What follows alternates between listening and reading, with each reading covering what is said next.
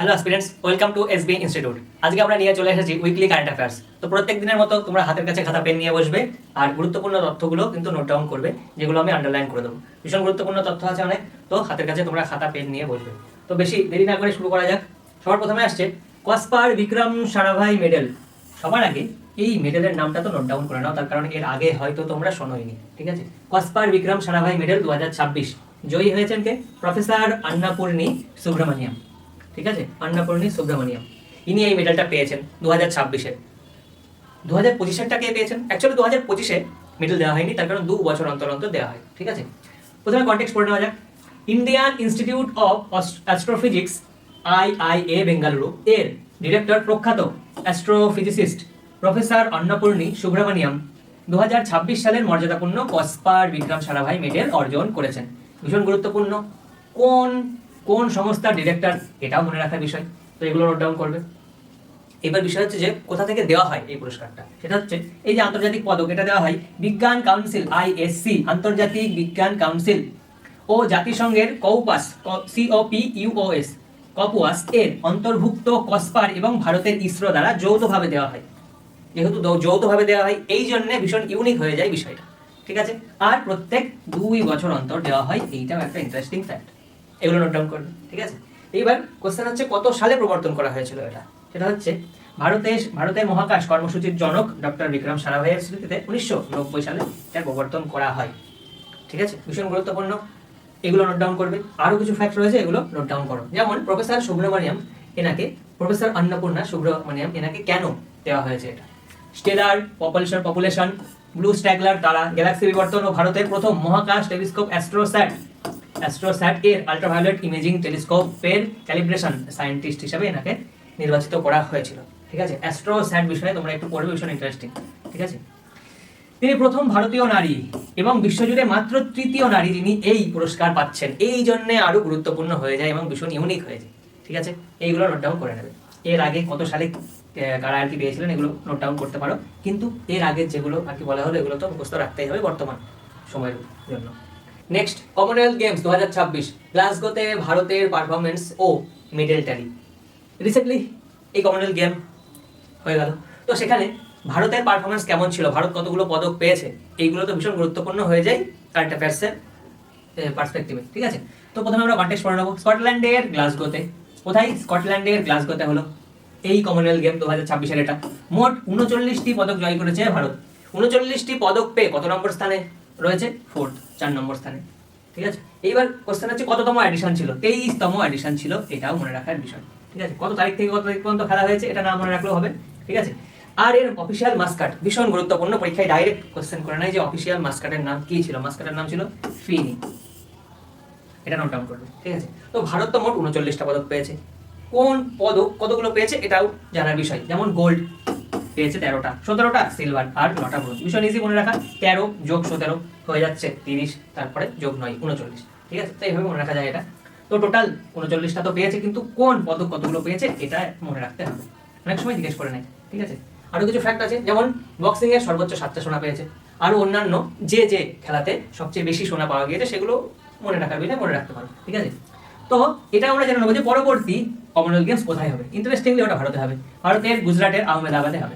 ভীষণ গুরুত্বপূর্ণ ফ্যাক্ট, এই জন্য কমনওয়েলথ নিউজে থাকবে। এই বছর তো খেলা হয়ে গেল, নিউজে রয়েছে এই কারণে, আর পরবর্তী খেলা যে ভারতে হবে সেই কারণে নিউজে থাকবে, এই জন্য গুরুত্বপূর্ণ হয়ে যায় কমনওয়েলথ গেমস। ঠিক আছে, নেক্সট, অগ্নি-4 ব্যালিস্টিক মিসাইল সফল routine training launch. Routine training recently আবার লঞ্চ করা হলো, রুটিন যে আর কি লঞ্চের ইয়েগুলো থাকে সেইগুলো। ঠিক আছে, তো কনটেক্সট দেখা যাক। ভারতের strategic forces command SFC Orissa উপকূল থেকে, আমরা এর আগে উড়িষ্যা উপকূলের বিষয়টা জেনেছি, ওখান থেকেই বেশি এরকম ক্ষেপণাস্ত্র লঞ্চ করা হয়। পরমাণু ক্ষমতা সম্পন্ন ইন্টারমিডিয়েট রেঞ্জ ব্যালিস্টিক মিসাইল, এটাকে বলা হচ্ছে IRBM, intermediate range ballistic missile. ঠিক আছে, আর একটা হয় ICBM, ওটার ফুল ফর্ম হচ্ছে ইন্টারকন্টিনেন্টাল ব্যালিস্টিক মিসাইল, ওটা আলাদা। তো IRBM এর ফুল ফর্মটা মনে রাখতে হবে, পরীক্ষায় কোশ্চেন দিয়ে দিতে পারে ফুল ফর্ম থেকে, তার কারণ এগুলো তো নিউজে থাকবেই, তার কারণ যা পরিস্থিতি এখন এগুলো তো নিউজে থাকবেই। ঠিক আছে, তো অগ্নি-4 IRBM intermediate range ballistic missile ক্যাটাগরিতে পড়ছে। ঠিক আছে, তো রিসেন্টলি আবার রুটিন টেস্ট করা হলো। কোশ্চেন হচ্ছে যে কারা প্রস্তুত করেছে, সেটা হচ্ছে DRDO, defence research and development organisation, DRDO short form. Full ফর্মটাও মনে রাখতে হবে। এরা প্রস্তুত করেছে। এই ক্ষেপণাস্ত্র প্রায় 4000 কিলোমিটার দূরত্বের লক্ষ্যবস্তুতে আঘাত হানতে সক্ষম। কত কিলোমিটার পর্যন্ত যেতে পারবে? 4000 কিলোমিটার। কতটা যেতে পারবে এটাও মনে রাখতে হবে। আর এটি ভারতের নিউক্লিয়ার ট্রায়াডের একটি মূল স্তম্ভ, ঠিক আছে? তো এই কিলোমিটার এটা তো মনে রাখতে হবে। Next, 2 stage solid fuel engine দ্বারা পরিচালিত, এর আগেও বলা হয়েছে। আর 1000 কেজি পর্যন্ত নিউক্লিয়ার ওয়ারহেড এটি বহন করতে পারবে, ঠিক আছে? আর এটি মোবাইল ট্রান্সপোর্টার, ইরেক্টর, লঞ্চার থেকে উৎক্ষেপণযোগ্য, ঠিক আছে? তো এইটা তো ভালো করে মনে রাখবে যে আপ টু কত কেজি পর্যন্ত ওজন বা ওয়ারহেড বহন করতে পারবে। আরো কিছু তথ্য সেটা হচ্ছে যে কেমন টাইপের প্রযুক্তি ব্যবহার করা হয়েছে, ঠিক আছে? এটা তোমরা নোট ডাউন করে নেবে, যেহেতু এখন একটু ডিটেলসে কোশ্চেন কিন্তু করছে, ঠিক আছে? আর অনুপ্রবেশকালে কত ডিগ্রি তাপমাত্রাটি সহ্য করতে পারবে? কোথায় বলেছে? বায়ুমণ্ডলে পুনঃপ্রবেশকালে। বায়ুমণ্ডলে পুনঃপ্রবেশ বলতে এখানে এই যে মিসাইলগুলো, এগুলো হচ্ছে প্রথমে মহাকাশের দিকে যাবে, তারপরে মহাকাশ থেকে আবার রি-এন্ট্রি করবে বায়ুমণ্ডলের স্তরে। তো তখন বলেছি 3000 ডিগ্রি সেলসিয়াস পর্যন্ত তাপমাত্রা সহ্য করতে পারবে এটা, ঠিক আছে? তো এই ফ্যাক্টগুলো লিখে নেবে। Next, Mecca joint deterrence agreement, Mecca যৌথ ডিটারেন্স চুক্তি, ভীষণ গুরুত্বপূর্ণ, ভীষণ নিউজে কিন্তু রয়েছে এখন, আর নিউজে থাকবে, ঠিক আছে? ইন্টারেস্টিং ভীষণ। কনটেক্সট, তুর্কি বা তুরস্ক, তুর্কি তো বর্তমান নাম, ঠিক আছে? তুর্কি, সৌদি আরব এবং পাকিস্তান যৌথ নিরাপত্তা ও সামরিক প্রতিরক্ষা মেকানিজম গড়ে তুলতে সৌদি আরবের মক্কায় ঐতিহাসিক মক্কা জয়েন্ট ডিটারেন্স এগ্রিমেন্ট স্বাক্ষর করেছে। কেন? নিজেদের বাঁচানোর জন্য। কেমন টাইপের এগ্রিমেন্ট? যে এই 3টে দেশের মধ্যে যে কোনো দেশকে আক্রমণ মানে বাদ বাকি 2টো দেশকেও আক্রমণ বলে মনে করা হবে। কি করবে ওরা? ওদের এই এগ্রিমেন্ট অনুযায়ী ওই যে দেশ আক্রমণ করবে তার উপরে হামলা করবে, ঠিক আছে? এটা হচ্ছে চুক্তি। তো এটি একটি ত্রিপক্ষীয় চুক্তি বা ট্রাইল্যাটারাল বলা হচ্ছে। কোন 3টে দেশ? সৌদি আরব, পাকিস্তান আর এদিকে তুর্কি বা তুরস্ক, ঠিক আছে? এই 3টে দেশের নাম মনে রাখতে হবে। কোথায় হয়েছিল? সৌদি আরবের মক্কায়, এই জন্য মক্কা জয়েন্ট ডিটারেন্স এগ্রিমেন্ট বলা হচ্ছে। বোঝা গেল? এইগুলো মনে রাখতে হবে। এবার এই চুক্তিতে মানে কি আর কি মানে লিখিত অবস্থায় কি আর কি সবাই এগ্রি করে, সেটা হচ্ছে তুর্কি প্রদান করবে উন্নত প্রতিরক্ষা শিল্প প্রযুক্তি। তুর্কি এই জন্য বিখ্যাত। রিসেন্টলি এই যে অপারেশন সিন্দুরের সময় দেখা গিয়েছে যে তুর্কির অনেক ড্রোন ইউজ করা হয়েছে ভারতের এগেনস্টে, ঠিক আছে? যার জন্য আমাদের ভারতেরও তো স্টেপ নেওয়া উচিত, তুর্কির এগেনস্টে কিছু করার, তো নেওয়া হচ্ছে। এই বিষয়েও আসবে অনেক ভিডিও।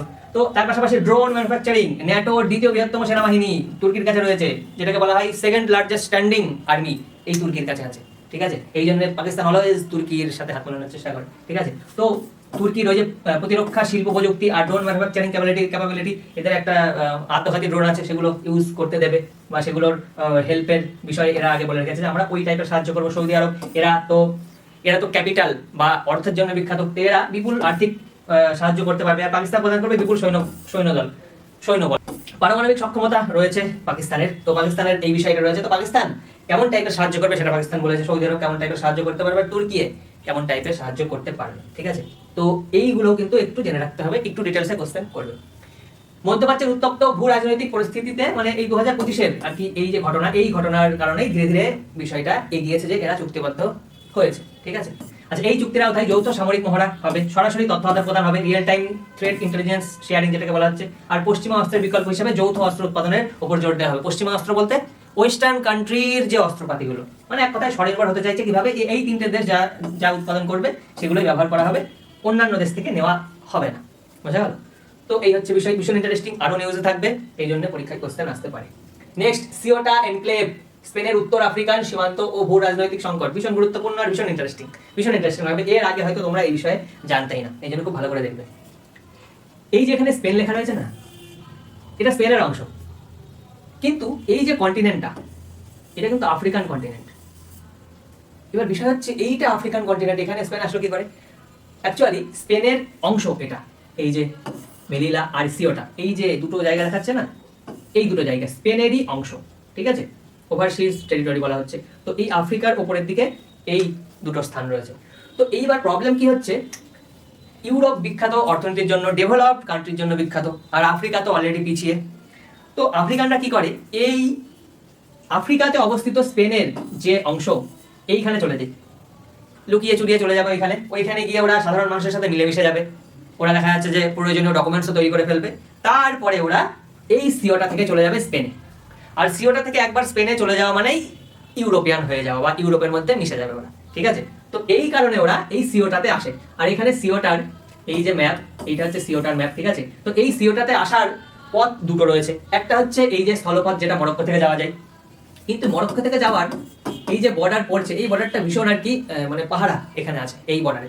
তো এইবার সাধারণ মানুষ কি করছে, এই সমুদ্র পথে যাচ্ছে, বোঝা গেল? সাধারণ মানুষ যাচ্ছে সমুদ্র পথে, এই একদম এই সমুদ্র পথের এই সাইডে বর্ডার ফেন্সিং আছে কিন্তু অতটাও প্রোটেক্টেড না, ঠিক আছে, অতটাও পাহারা ওখানে দেওয়া নেই। সেই জন্য এই সমুদ্র পথে এসে সমুদ্রের মাধ্যমে ওরা চলে যাচ্ছে সিওটাতে। সিওটা থেকে সাধারণ মানুষের সাথে মিশে যাবে, তারপর ওরা স্পেনে চলে যাবে, স্পেন থেকে আরো অন্যান্য দেশে চলে যাবে। আর এটা অ্যাকচুয়ালি একটা রাজনৈতিক খেলা চলছে এখন, অন্য কোনো দেশের দ্বারা এই খেলাটা চলছে, বা অন্য কোনো দেশের মদতে এই মানুষগুলো এইভাবে যাচ্ছে সিওটাতে, সিওটা থেকে যাবে ইউরোপিয়ান কান্ট্রিতে। কনটেক্সট পড়ে নেওয়া যাক। উত্তর আফ্রিকা উপকূলে অবস্থিত স্পেনের স্বায়ত্তশাসিত ছিটমহল সিওটাতে বিপুল সংখ্যক শরণার্থীর অনুপ্রবেশের ফলে সীমান্তে সেনা মোতায়েন করা হয়েছে, যা ইউরোপের সীমান্ত নিরাপত্তা ও মাইগ্রেশনের ভূ রাজনৈতিক ব্যবহারের উপর নতুন বিতর্ক সৃষ্টি করেছে। এইবার এই অঞ্চলগুলো কোথায় কোথায় অবস্থিত বা আশেপাশে আশেপাশে কোন কোন অঞ্চল বা কোন সমুদ্র আছে, এইগুলো থেকেই কোশ্চেন আসে। জিওপলিটিক্যাল বিষয় তো জিজ্ঞেস করবে না যে কেন পাঠানো হয়েছে, ওগুলো তো আসবে না কোশ্চেন। কিন্তু এই যে স্থানের নামগুলো যেহেতু নিউজে থাকবে, সেই জন্য ওই স্থানের আশেপাশে বা ওই স্থানের অবস্থান জিজ্ঞেস করতে পারে, বোঝা গেল? তো আমরা এখানে দেখবো একটা গুরুত্বপূর্ণ স্থান, সেটা হচ্ছে যে এই যে উপরে রয়েছে স্পেন, রাইট, নিচে রয়েছে আফ্রিকা, এই দুটোর মাঝখানে একটু ছোট স্ট্রেট রয়েছে, এই যে একদম চিকন যে জলাশয়টা, ঠিক আছে, এটাকে বলা হচ্ছে স্ট্রেট অফ জিব্রাল্টার। এই অঞ্চলটা, এটা এই সমস্ত স্ট্রেট একদম চিকন যেগুলো, এগুলোকে চোখ পয়েন্ট বলা হয়। এই যে এই পাশেও রয়েছে স্পেন, এই পাশেও রয়েছে স্পেন, তাহলে স্পেন এই জায়গাটাকে চোখ করতে পারবে, আটকে দিতে পারবে যে কোনো সময়, ঠিক আছে। তো বিষয় হচ্ছে যে এই অঞ্চল দেখা যাচ্ছে যে অবস্থিত কোথায়, আফ্রিকান মহাদেশের মধ্যে, এটা একটু মনে রাখার বিষয়, ঠিক আছে। আচ্ছা, এবার পড়া যাক। বলছে যে একমাত্র সরাসরি স্থল সীমান্ত যা জিব্রাল্টার প্রণালীর তীরে ভূমধ্যসাগর ও আটলান্টিক মহাসাগরের মিলনস্থলে অবস্থিত, কোনটা, সেটা হচ্ছে এই একমাত্র ইউরোপিয়ান ইউনিয়নের এই যে সিওটা, ঠিক আছে, আফ্রিকান মহাদেশের সাথে যুক্ত এইটা। আর এদিকে মেলিলা আর সিওটা হচ্ছে ইউরোপের পার্ট কিন্তু যুক্ত আফ্রিকান কন্টিনেন্টের সাথে। এটা গুরুত্বপূর্ণ আর ভীষণ ইউনিক, বোঝা গেল? আচ্ছা, এর পাশাপাশি এই সমস্ত ইনফরমেশন, কিছু কিছু ইনফরমেশন আছে, এগুলো তোমরা নোট ডাউন করবে। এখানে যেমন বলেছে যে যার স্থল সীমান্ত বরাবর একটি 8 কিলোমিটার দীর্ঘ সুরক্ষিত মিলিটারি বর্ডার বেড়া দেওয়া আছে, এটা হচ্ছে মরক্কোর এই সাইডটা, এইটা যেটা বললাম, ঠিক আছে। নেক্সট, আচ্ছা এইটা ভালো করে একটু দেখে নাও, খুব সুন্দর করে দেওয়া আছে। এইটা হচ্ছে সিওটা, এখানে সিওটা, রাইট, আর এখানে স্পেন, এটা হচ্ছে আফ্রিকান কন্টিনেন্ট, এখানে হচ্ছে মেলিলা। তো এইখান থেকে এই সবাই আফ্রিকান কন্টিনেন্ট থেকে মরক্কো হয়ে চলে যায় সিওটাতে, তারপরে এখানে সমুদ্র পার করে। আর এখান থেকে ইন্টারেস্টিং বিষয়, সিওটা থেকে স্পেনে যেতে গেলে কোনো রকম পাসপোর্ট লাগে না, যেহেতু সিওটা পার্ট স্পেনের, তো ওরা সমুদ্র পথে চলে যাবে, তারপরে ইউরোপের অন্যান্য কান্ট্রিতে চলে যাবে। এইবার এখানে তো বললাম জিব্রাল্টার রয়েছে, স্ট্রেট অফ জিব্রাল্টার রয়েছে, এই পাশে রয়েছে মেডিটেরিয়ান সি, ভূমধ্য সাগর ডান দিকে, বা দিকে বা এটাকে পূর্ব দিক বলে, পশ্চিম দিকে রয়েছে আটলান্টিক। এইটাও আর কি জেনে রাখার বিষয়, খুব গুরুত্বপূর্ণ, পরীক্ষায় কিন্তু দেবে কোশ্চেন। ওয়ার্ল্ড ম্যাপে দেখলে ভালো করে আইডিয়া করে নিতে পারবে কোন স্পেসিফিক কোন জায়গাটার কথা বলা হচ্ছে ওয়ার্ল্ড ম্যাপে। নেক্সট, আচ্ছা সিওটা এনক্লেভের এই যে মোটামুটি জনসংখ্যাটা একটু আর কি দেখে রাখতে পারো, ঠিক আছে। তো এইগুলোই মোটামুটি নোট ডাউন করার। আর এই যে ছবি ভীষণ গুরুত্বপূর্ণ, দেখো ইন্টারেস্টিং বিষয়, মানে ওরা সমুদ্র পথটাকে বেছে নিয়েছে, তার কারণ ওইদিকে সেরকম খুব বেশি ফেন্সিং নেই, তো ওরা বোটের মাধ্যমে সমুদ্রের এই তীরবর্তী অঞ্চলে আসছে সিওটাতে, ওই বোট থেকে নেমে ওরা দৌড়াতে দৌড়াতে উঠে যাচ্ছে সিওটার সাধারণ আর কি যে কোস্টাল এরিয়া দিয়ে, ওরা আবার ভিতরে চলে যাচ্ছে, ঠিক আছে। একবার মিলেমিশে গেলে ধরতে পারা মুশকিল, বোঝা গেল? তো এই ম্যাপটা একটু ভালো করে দেখে নেবে, তাহলে বুঝতে পারবে বিষয়টা কি। এবার আমরা কিছু কোশ্চেন করবো, প্রত্যেক দিনের মতো তোমরা কোশ্চেন প্রথমে উত্তর করার চেষ্টা করবে, না পারলে দেখে নেবে আমি যে উত্তরটা করবো। Indian institute of astrophysics IIA Bengaluru এর ডিরেক্টর প্রফেসর অন্নপূর্ণী সুব্রমণিয়াম 2026 সালের মর্যাদাপূর্ণ কসপার বিক্রম সারাভাই মেডেল অর্জন করেছেন। ডক্টর বিক্রম সারাভাইয়ের স্মৃতিতে এই পদকটি প্রথম কোন সনে বা সালে প্রবর্তন করা হয়েছিল, সেটা হচ্ছে 1990। ভীষণ গুরুত্বপূর্ণ। আন্তর্জাতিক বিজ্ঞান কাউন্সিল ISC ও জাতিসংঘের COPUOS এর অন্তর্ভুক্ত সংস্থা কসপার এই বিক্রম সারাভাই মেডেলটি কত সময় পর পর প্রদান করে থাকে, সেটা হচ্ছে প্রত্যেক 2 বছর অন্তর অন্তর। স্কটল্যান্ডের গ্লাসগোতে অনুষ্ঠিত 23rd কমনওয়েলথ গেমস 2026-এ ভারত মোট 39 অর্থাৎ 39টি পদক জয় করে চূড়ান্ত মেডেল তালিকায় কততম স্থান অর্জন করেছে? 4th, 4 নম্বর। 2026 গ্লাসগো কমনওয়েলথ গেমসের অফিসিয়াল মাস্কট এর নাম কি? ফেনি, FINNI, ফেনি। সাম্প্রতিককালে যৌথ নিরাপত্তা ও সামরিক প্রতিরক্ষা মেকানিজম গড়ে তুলতে সৌদি আরবের মক্কায় ঐতিহাসিক মক্কা জয়েন্ট ডেটারেন্স এগ্রিমেন্ট স্বাক্ষর করেছে কোন 3টি দেশ? ভীষণ গুরুত্বপূর্ণ, তুর্কি, সৌদি আরব ও পাকিস্তান। তুর্কি কিন্তু বর্তমান নাম। শরণার্থী অনুপ্রবেশের কারণে খবরের শিরোনামে আসা সিওটা হলো উত্তর আফ্রিকা উপকূলে অবস্থিত কোন ইউরোপীয় দেশের একটি স্বায়ত্তশাসিত ছিটমহল? সেটা হচ্ছে স্পেনের। এটা ভুলে যেতে পারে, স্পেনের, ঠিক আছে। নেক্সট, আফ্রিকার সাথে ইউরোপীয় ইউনিয়নের একমাত্র সরাসরি স্থল সীমান্ত নির্দেশকারী স্প্যানিশ শহর মেলিলা এবং সিওটার স্থল সীমান্ত সম্পূর্ণভাবে কোন আফ্রিকান দেশ দ্বারা পরিবেষ্টিত? সেটা হচ্ছে মরক্কো। মরক্কোর সাথে স্থলভাগ দ্বারা কানেক্টেড সিওটা ও এদিকে মেরিলা। বোঝা গেল? এগুলো মনে রাখতে হবে কোন দেশের পাশে আছে। আশা করি তোমরা প্রত্যেকটা গুরুত্বপূর্ণ পয়েন্ট নোট ডাউন করে নিয়েছো আর শেষের কোশ্চেনগুলো উত্তর করার চেষ্টা করেছো। এই রকমই আরো অনেক ভিডিও কিন্তু ইউটিউব চ্যানেলে আসবে, তো তোমরা এসবি ইনস্টিটিউটের এই ইউটিউব চ্যানেলটাকে সাবস্ক্রাইব করে নেবে। আর আজকের ক্লাস তো এই পর্যন্তই। Thank you.